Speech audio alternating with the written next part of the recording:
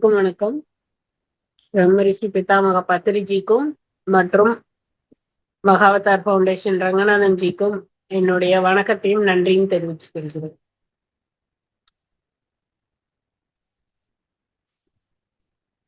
நம்ம இந்த இறப்பதற்கு முன்பே இறக்க வேண்டும் அப்படிங்கிற சப்ஜெக்ட் பார்த்துட்டு இருக்கோம். அதோட ஒரு முக்கியமான ஒரு அதாவது நாம டேக்அவே அப்படின்னு சொல்ற மாதிரி என்ன இத ஒரு 5 கிளாஸா கத்துருக்கோம். இதுல இருந்து நாம என்ன தெரிஞ்சுக்கணும் அப்படிங்கறத ஒரு குறிப்பு மாதிரி நம்ம எல்லாம் பார்ப்போம். அது போக இந்த இறப்பதற்கு முன்பே இறக்க வேண்டும் அந்த மாதிரி தெரிஞ்சுக்கிட்டோம்னா என்னெல்லாம் நன்மைகள் அப்படின்னு கடைசி சாப்டர்ல கொடுத்திருக்காரு. இந்த புக்கோட கடைசி சாப்டர்ல கொடுத்திருக்காரு. சோ அதையும் நம்ம பார்ப்போம். அதாவது ஏன் நம்மளுக்கு இறப்பதற்கு முன்பே இறக்க வேண்டும் அப்படிங்கிற ஒரு கான்செப்ட் தெரியணும் அப்படின்னா நம்மளுக்கு இந்த உடல் கான்சியஸ்னஸே உடல் விழிப்புணர்வே இருக்கு. அதனால பயம் இருக்கு நமக்கு. ஸோ எல்லாருக்குமே ஏதோ விதமான ஒரு பயம் இருந்துகிட்டே தான் இருக்கு. முதல்ல அந்த பயம் போகணும். அப்ப அந்த பயம் போகணும் அப்படின்னா முதல்ல நாம இந்த இறப்பதற்கு முன்பே இறக்க வேண்டுங்கிற சப்ஜெக்ட்ல இருக்கிற அந்த கான்செப்டை முதல்ல நல்லா புரிஞ்சுக்கிட்டோம் அப்படின்னா நம்மளுக்கு அந்த பயம் போயிடும். நம்ம நிறைய கேள்விப்பட்டிருக்கோம் ஆன்மா ஆன்மான்னு. ஆனா அதை தாண்டின பல விஷயங்கள் இருக்கு. இறந்த பிறகு பல விஷயங்கள் நடக்குது அப்படிங்கிறத நாம இறந்த பின்பும் சில வாழ்க்கை இருக்கு. நாம என்னைக்குமே இருந்துகிட்டே தான் இருக்கோம் அப்படின்னு நம்ம புரிஞ்சா மட்டும்தான் அந்த பயத்துல இருந்து வெளியில வர முடியும். அப்புறம் இன்னொன்னு நம்மளுக்கு வர ஒவ்வொரு வாழ்க்கையில வர ஒவ்வொரு சேலஞ்சஸுமே நம்மளோட பூர்வ பழைய ஜென்மங்கள்ல இருந்து செஞ்சதோட பின் விளைவுதான் அப்படின்னு தெரிஞ்சுக்கிட்டு அதை எப்படி கடக்கணும் அப்படின்னு தெரிஞ்சுக்கிட்டோம்னா நம்மளுக்கு அந்த பயம் முழுமையா போயிடும். அப்போ நம்ம மனசுக்கு இது ஒரு புது சப்ஜெக்ட். இப்போ நம்ம புதுசா தியானம் பண்றோம். தியானம் பண்ணா எனர்ஜி வருது, உடம்பு கொஞ்சம் சரியாகுது. அப்பப்ப நம்மளுக்கு ரொம்ப நாளா இருந்த உடல் வலிகள் உடல் உபாதை எல்லாம் சரியாகுது. கொஞ்சம் மனசு ஒரு ஒரு நிலையில இருக்கு, ரொம்ப பதட்டம் இல்லாம அப்படின்லாம் நம்ம ஒன்னொன்னா ஃபீல் பண்ணிக்கிட்டே இருந்தாலும் அது மட்டும் போதாது.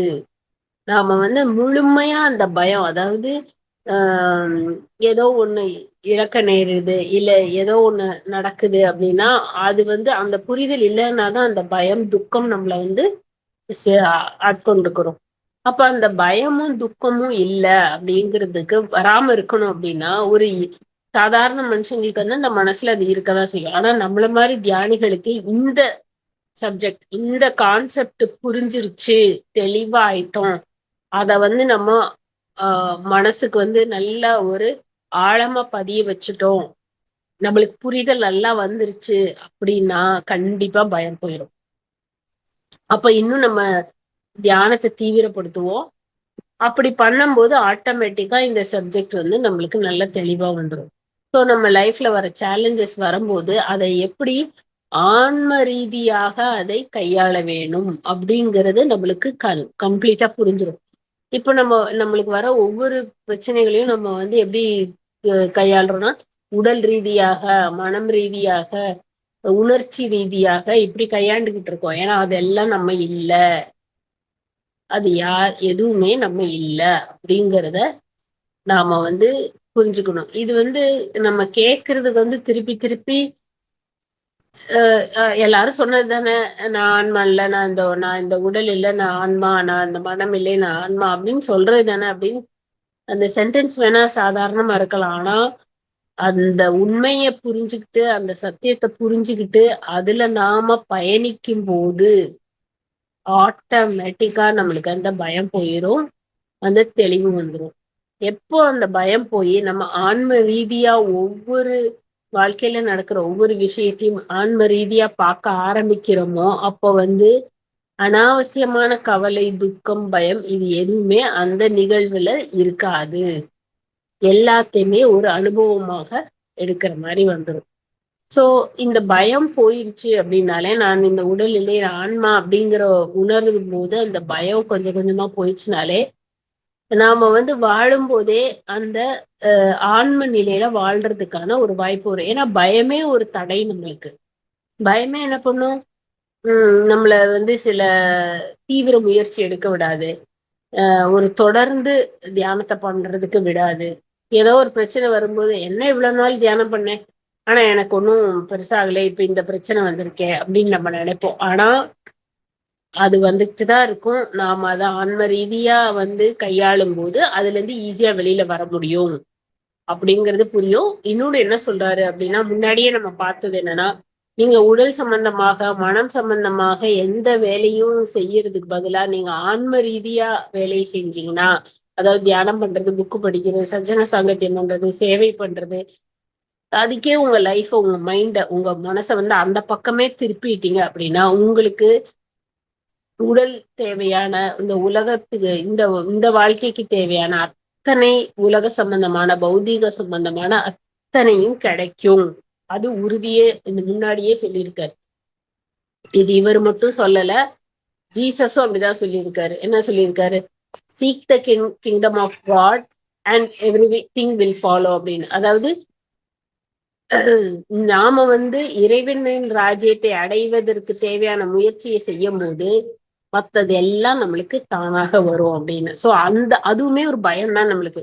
நாம சும்மாவே உட்காந்து தியானம் பண்ணிட்டே இருந்தா எல்லாம் தானா வருமா அப்படின்னு நாம அதையுமே ஒரு பயத்தினாலே, ஒரு சந்தேகத்தினாலையும் தான் செய்யாம இருக்கும்.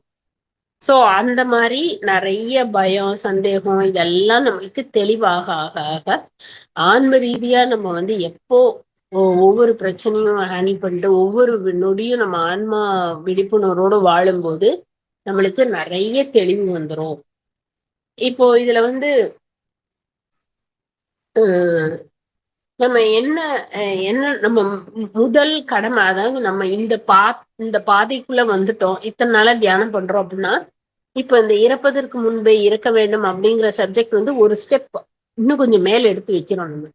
அதாவது இதெல்லாம் நடக்குதுப்பா, மேல போனா நான் வந்து மரணிக்கலை, நான் மரணத்துக்கு பின்னும் வாழ்கிறேன், நான் வந்து இந்த மரணம் வந்து எனக்கு ஒரு முடிவல்ல, இதற்கு பின்னும் வாழ்க்கை இருக்கிறது அப்படிங்கிறதையும் தெரிஞ்சுக்கிட்டு நாம எதுக்காக வந்திருக்கோம். அதாவது நாம வந்து ஜனலோகத்துக்கும் பூலோகத்துக்கும் பல பிறவி போயிட்டு போயிட்டு வந்துகிட்டே, இது வந்து ஒரு தொடர் நிலையா போய்கிட்டு இருக்கு. ஸோ இத பிரேக் பண்றதுக்காக தான், இத வந்து இந்த நிலைய வந்து இன்னும் உயர் உலகங்களுக்கு போறதுக்காகவே தான் நம்மளோட சாதனை எல்லாம் அப்படிங்கிறத வந்து நல்லா புரிஞ்சுக்கிட்டு நம்ம வந்து தியானம் பண்ணும்போது என்ன நடக்கும்னா, நம்ம தியானம் அதிக நேரம் நடக்கும், நம்ம தியானம் வந்து இன்னும் நல்ல ஆழ்நிலைக்கு போகும். சோ எதுக்காக பண்றோம்?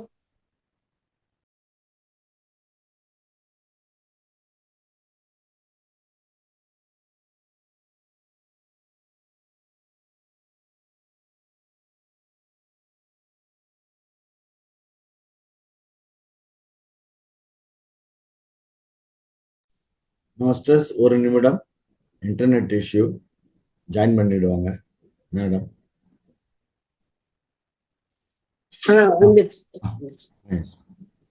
சோ நாம வந்து இந்த சப்ஜெக்ட வந்து கண்டிப்பா தெரிஞ்சுக்கணும். நாம எந்த நிலையில எவ்வளவு நாளா தியானம் பண்ணிக்கிட்டு இருந்தாலும் பரவாயில்ல, அதை பத்தி ஒண்ணும் இல்ல. பட் ஆனா இதை நம்ம வந்து உள்ள போட்டு அதை அசை போட்டு கொண்டே இருக்க வேண்டும். அசை போட என்ன ஆகும், அது நம்ம மனசுக்குள்ள வந்து ஆழமா பதிய பதிய நம்மளால ஒரு தாமரை இலை தண்ணீர் போல நம்மளால கண்டிப்பா வாழ முடியும். இன்னும் வந்து என்ன சொல்றது, ஒரு சந்தோஷ நிலையிலே இருக்க முடியும், என்ன சுத்தி என்ன நடந்தாலும். ஏன்னா இந்த புரிதல் இருக்கும்போது இன்னும் நம்ம சந்தோஷமா இருக்க முடியும். சோ அதுக்கு வந்து நாம என்ன செய்யணும் அப்படின்னா, ஆன்மாவுக்கு சம்பந்தப்பட்ட, ஆன்மாவை முன்னேறக்கூடிய அத்தனை செயல்களும் நம்ம செய்யணும். அதுக்குதான் முன்னாடியே என்ன சொன்னாரு, 50-50 டைம் ஒதுக்குறதுக்கு பதிலா கொஞ்சம் கொஞ்சமா 60-40, 70-30, 80-20 இப்படி கொஞ்சம் கொஞ்சமா நம்ம ஸ்லோவா நம்மளோட வேலைகள், நம்ம செயல்கள், நம்ம எண்ணங்கள், நம்மளோட நடவடிக்கைகள் எல்லாத்தையுமே ஆன்மா பக்கம் திருப்பிக்கிட்டே போலாம். இத வந்து நீங்க கொஞ்சம் கொஞ்சமாவும் பண்ணலாம், மெதுவாவும் பண்ணலாம். ஆனா தீவிர தியானம் இருந்து தீவிரமா முழுசா இறங்குனீங்கன்னா இந்த ஒரு ஜென்மத்திலேயே அத முக்தி அடைஞ்சு பல உயர் நிலைகளுக்கு நம்ம அடைய முடியுங்கிறதையும் உறுதிப்படுத்தி இருக்காரு. ஸோ அது நம்மளை பொறுத்ததுதான்.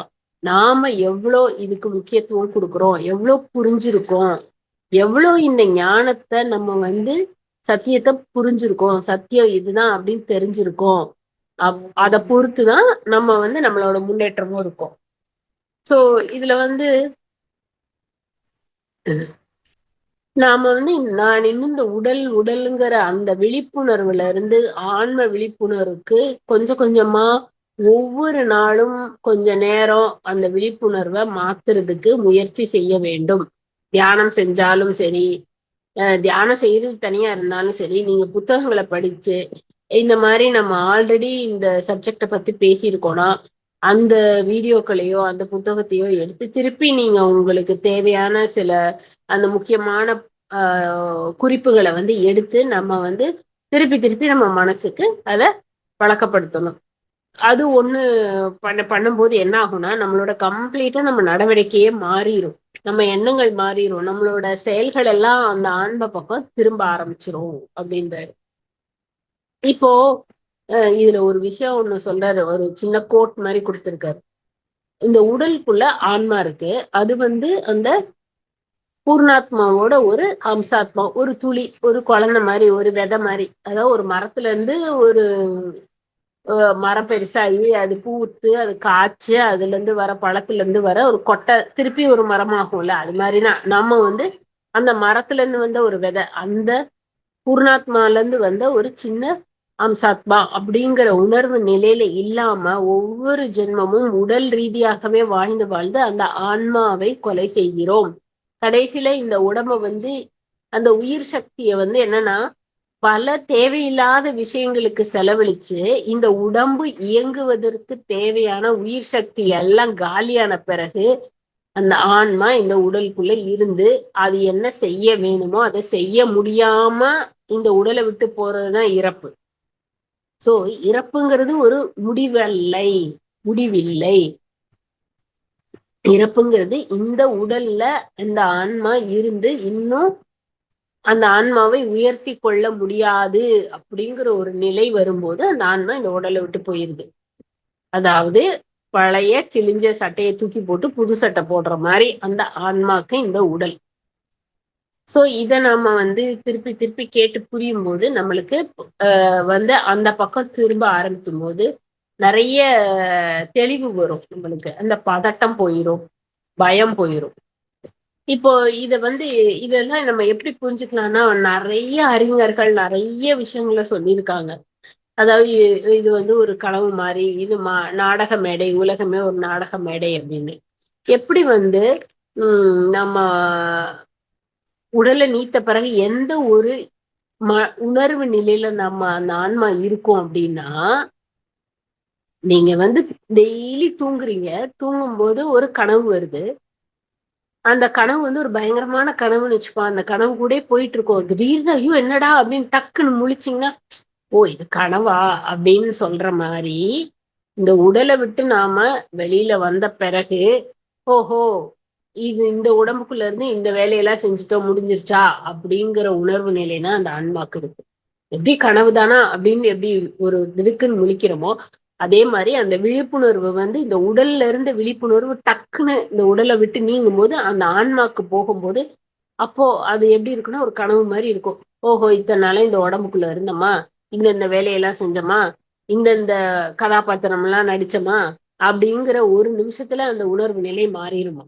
சோ அந்த உணர்வு நிலையை நீங்க உடலுக்குள்ள இருக்கும் போதே நீங்க அதை உணர்ந்துட்டீங்க அப்படின்னா அதுதான் சுதந்திரம், அதுதான் ஆனந்தம், அதுதான் அந்த ஆன்மாக்கு கிடைக்கிற வெற்றி.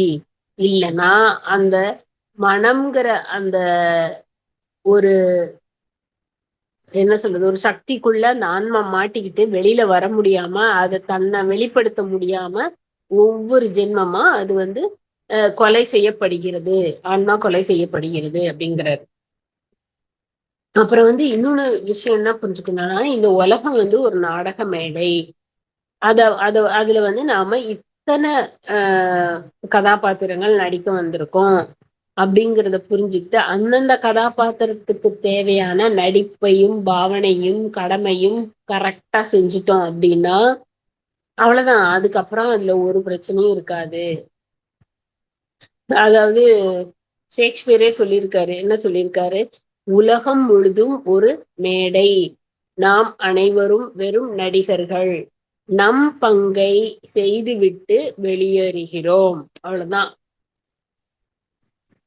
அதாவது உலகம் ஒரு முழுவதும் ஒரு நாடக மேடை, அனைவரும் வெறும் நடிகர்களே. ஏன்னா அந்த ஆன்மா வந்து இப்போ இந்த ஜென்மத்துல இந்த உடம்ப எடுத்துட்டு வந்து இந்தந்த கதாபாத்திரங்களை பண்றேன் அப்படின்னு வந்திருக்கு. அதாவது என்னென்ன, ஒரு மகளாக, ஒரு மனைவியாக, ஒரு அம்மாவாக, ஒரு பக்கத்து வீட்டுக்காரங்களாக, ஒரு நண்பர்களாக, அந்த மாதிரி. இப்போ வந்து பெரிய பெரிய தலைவர்கள்லாம் எடுத்தீங்கன்னா அவங்களோட கதாபாத்திரம் என்னது? ஒரு முதல்வராக, ஒரு இது குடியரசுத் தலைவராக, இப்படி பல கதாபாத்திரங்கள் எடுத்து அந்த ஆன்மா அந்த வேஷத்தை நடிக்க வந்திருக்கு.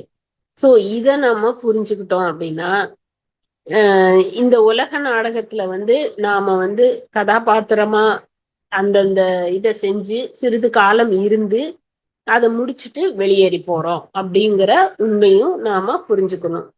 இது வந்து இந்த இறப்பதற்கு முன்பே இறக்க வேண்டும்ங்கிறது வந்து எல்லா ஆஹ் அதான் சொல்ல எல்லா ஆன்ம ஞானத்தோட ஒரு கோர்வையா தான் இந்த புக் இருக்கும். இதுல வந்து எல்லா இதையும் என்ன சொல்றது, எல்லா ஞானமும் இருக்கும் இதுல. நீங்க இந்த ஒரு புக்கை படிச்சீங்கனாலே முழுமையா நம்மளோட ஆன்ம ஞானம், நம்மளோட விழிப்புணர்வு மாறுறதுக்கான உண்மையான சாத்தியக்கூறு வந்து இந்த புக்ல இருக்கு. சின்ன புத்தகமானாலும் திருப்பி திருப்பி அந்த விஷயத்த வந்து பல உதாரணங்கள் எடுத்து சொல்லும் போது நம்மளுக்கு வந்து நல்லாவே இது மனசுல மனனமாயிரும்.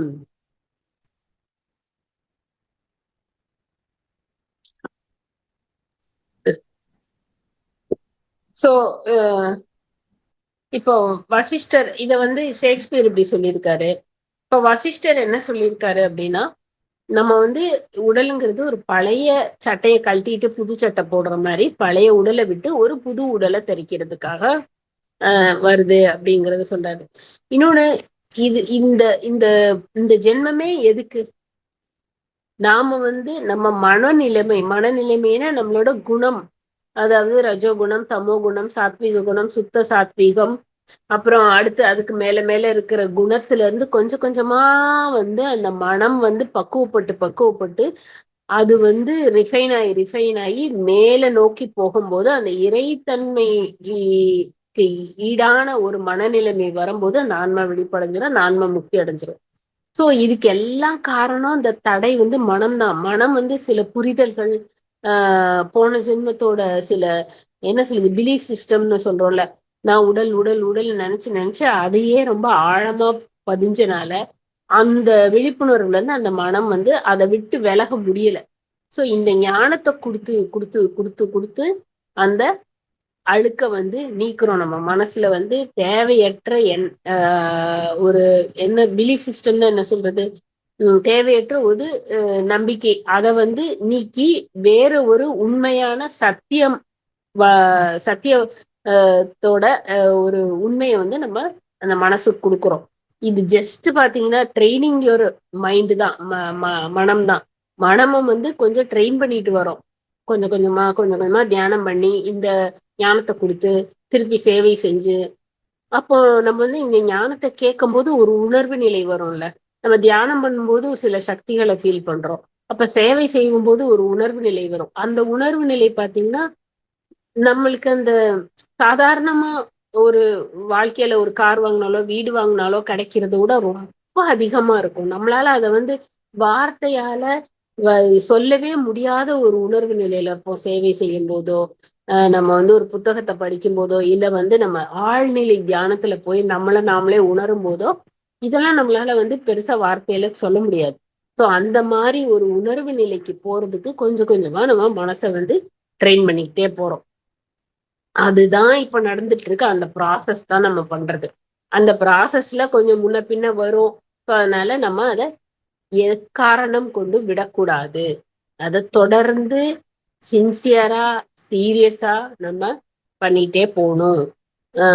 நாம வந்த நோக்கம் என்ன அப்படின்னா, இந்த கீழ் உலகங்களுக்கே போயிட்டு போயிட்டு பல ஜென்மம் எடுத்த இந்த ஆன்மா இந்த இந்த ஜனாலோகத்தை தாண்ட வேண்டும். அதுதான் நம்மளோட மெயின் குறிக்கோளா இருக்கணும். அதாவது நான் இன்னும் உயர் உலகங்களுக்கு போகணும், இன்னும் இந்த கீழ் உலகங்களுக்குள்ளே எத்தனை ஜென்மம் இருப்பேன் அப்படிங்கறத நாம உணர்ந்துட்டு நம்ம வந்து உயர் உலகங்களுக்கு போகணும். எப்படி ஒரு வேலையில நாம இருக்கும்போது ஒரு உழைச்சு நம்மளோட சின்சியாரிட்டியை காமிச்சா அது ப்ரமோஷன் கிடைக்குதோ, அதே மாதிரிதான் இந்த நம்மளுக்கு வந்து ஒவ்வொரு ஜென்மத்திலையும் நம்ம வந்து மனசை வந்து ரிஃபைன் பண்ணி நம்ம ஆன்மாக்கு வந்து ஒரு ப்ரொமோஷன் கொடுக்குறோம். இந்த லோகத்துல இருந்து அந்த லோகம், அந்த லோகத்துல இருந்து அந்த லோகம்னு ஹையர் லோகத்துக்கு நம்ம போகிறதுக்கு ப்ரமோஷன் கொடுக்கணும். அதுக்கு நாம உழைக்கணும். என்ன உழைக்கணும்? தியானம் பண்ணணும், சுவாத்தியாயம் பண்ணணும். மனசுக்கு வந்து இந்த சத்திய ஞானத்தை கொடுத்து நாம வந்து அதை ஒரு ரிஃபைன் பண்ணி அதை அடுத்த நிலைக்கு ஆன்மாவை எடுத்துட்டு போறதுக்கு இந்த மனசோட உதவி வேணும். அதுக்கு சக்தியும் வேணும்.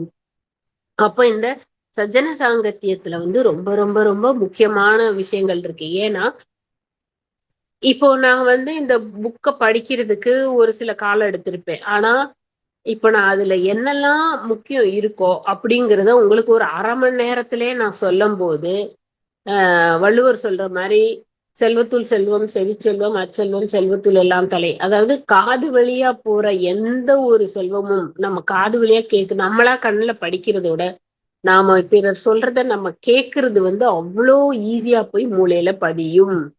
ஸோ அதனால இந்த சஜ்ஜன சாங்கத்தியம் வந்து நிறைய கேட்க கேட்க என்ன ஆகும்னா, அது போய் ஒரு விதை மாதிரி மூளையில பதிஞ்சுக்கிட்டே வரும். அது வந்து ஸ்டோர் ஆகிக்கிட்டே வரும். அது எப்ப தேவையோ அது வந்து நம்ம யூஸ் பண்ணிக்கிற அளவுக்கு இருக்கும். என்னதான் நீங்க படிச்சாலும் அந்த என்ன சொல்றது, புக்கு ஃபுல்லா இப்ப நானுமே இந்த புக்கை படிச்சுக்கேன். ஏன்னா இருக்கிற எல்லா சென்டென்ஸும் எனக்கு ஞாபகம் இருக்காது. ஆனா அதுல சில முக்கியமான விஷயங்கள் நான் வந்து திருப்பி திருப்பி சொல்ல சொல்ல சொல்ல உங்களுக்கு அதை கேட்க கேட்க வந்து ஈஸியா பதியும். அதனாலதான் சஜ்ஜன சாங்கத்தியம் ரொம்ப ரொம்ப முக்கியம் அப்படின்னு சொல்றாரு. பிளஸ் நாம எந்த ஃப்ரீக்குவன்சில எந்த எனர்ஜியில இருக்கிற அந்த மத்த ஆன்மாக்களோட சேர்றோமோ நாமளும் அந்த நிலைக்கு எடுத்து செல்லப்படுவோம். அந்த ஃப்ரீக்குவன்சிக்கு நாமளும் போவோம் அப்படிங்கறதுதான். நம்மளுக்கே தெரியும் யார் கூட நம்ம சேர்றோமோ அந்த பழக்க வழக்கம் தான் நம்மளுக்கு வரும். பிசிக்கல் லெவல்லே நம்ம பார்த்திருக்கோம். யாரு கூட நம்ம போய் சேர்றோமோ, எந்த பழக்க வழக்கம் இருக்கிற ஒரு மனுஷன் கூட போய் சேர்றோமோ அந்த பழக்க வழக்கம் நம்மளுக்கு வந்துரும். அது வந்து இயல்பு. அதனால நாம வந்து அதிக ஞானம் பெற்ற ஒரு ஞானி கூடயோ மாஸ்டர்ஸ் கூடயோ நம்ம இருக்கும்போது நாமளும் அந்த நிலைக்கு போறதுக்கான வாய்ப்பு ரொம்ப ஈஸியா நடக்கும். அப்படிங்கிறதுனாலதான் அவர் வந்து சஜ்ஜன சாங்கத்தியம் இந்த மாதிரி ஜூம் எல்லாம் பல பேரு இன்க்ளூடிங் இவர் ரங்கநாதன்ஜி நிறைய ஜூம் செஷன்ஸ் எல்லாம் இப்போ கொரோனாக்கு அப்புறம் வந்திருக்கு. அதனால நிறைய பேருக்கு நிறைய ஞானம் ஈஸியா போய் சேருது. அவங்களால அதை வந்து தங்களோட வாழ்க்கையில வந்து நடைமுறைப்படுத்துறதுக்கும் வாய்ப்பு அதிகமா இருக்கு. என்னதான் நீங்க ஒரு புக்கை படிச்சாலும் அது எவ்வளவு மனசுல நிக்கும், எவ்வளவு மெமரியில இருக்கும்னு சொல்ல முடியாது. நீங்க ஒரு 10 தடவை அந்த புக்கை படிச்சதோட எஃபெக்ட் வந்து ஒரு 4-5 கிளாஸ் இந்த சப்ஜெக்டை திருப்பி திருப்பி கேட்கும் போது அவ்வளோ வரும். சோ அதனால இந்த 4 இது தியானம், சுவாத்தியாயம், சஜ்ஜன சாங்கத்தியம், சேவை, அந்த விழிப்புணர்வை கூட்டுறதுக்கு நான் இந்த உடல் இல்லை, நான் ஆன்மா அப்படிங்கிற விழிப்புணர்வுல வாழ்றதுக்கும், மரணம்ங்கிறது வந்து இப்போ தற்போதைய ஒரு ஆன்மாக்கு ஒரு விடுதலை, அது இன்னும் உயர்நிலைக்கு போறதுக்கான அடுத்து ஒரு வாய்ப்பு, அது ஒரு ப்ரமோஷன் அப்படின்னு நாம நினைச்சுக்கிட்டோம் அப்படின்னா இதுக்கு நம்ம வந்து பயம் முதல்ல போயிரும். பயம் போயிடுச்சுனாலே நம்மளுக்கு பல தெளிவு வந்துரும். அதுக்கு பயம் மூலமா எப்படி கோபம் மூலமா எனர்ஜி வேஸ்ட் ஆகுது, அது மாதிரி பயப்பட பயப்பட எனர்ஜி வேஸ்ட் ஆகிட்டே இருக்கும். ஸோ அதனால நாம வந்து தியானம் மூலமா சேர்க்கிற அந்த சக்திய வந்து நாம வந்து இந்த பயம் கோபம்ங்கிற இது வழியா விரயம் பண்ணாம அதை நம்ம வந்து நிறைய சேமிச்சு வைக்கும் போது நம்மளோட ஆன்ம உயர்வு வந்து ரொம்ப சுலபமா நடக்கும். அப்படிங்கிறதுதான் இந்த சஜ்ஜன சாங்கத்தியம் இந்த புக்கு படிக்கிறதோட நம்மளுக்கு பலன்.